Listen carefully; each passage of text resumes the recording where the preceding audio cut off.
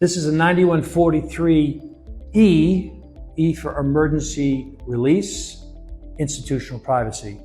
So instead of having a cylinder, we have a coin turn on the exterior, which you can use to unlock the outside lever. So it features lever sets both sides, an emergency coin release on the outside or emergency turn. And then on the inside, you have a thumb piece.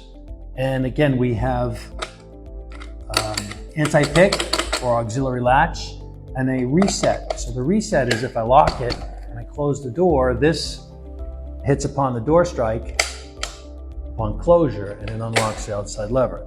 So I can lock it from inside lever, when I rotate, will unlock. So again, if I lock it, the thumb piece, it's locked.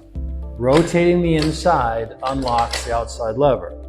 The other way to unlock it is if I use the thumb turn to lock the outside lever, and for some reason there's the inability of the person on the inside of the room to help themselves or so forth, we can just take a simple coin, turn it, and unlock the door. So again, I can lock it with the turn piece.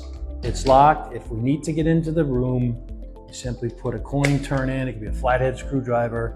Some people make emergency keys that are a flat edge on them, and it unlocks. 9143, so remember we have the inside lever will unlock. So turn piece, locked, inside lever, unlocks. And the other way is that when we lock it, upon closing the door, this reset latch will unlock the outside lever. So you can't close the door or egress without unlocking the outside lever. 91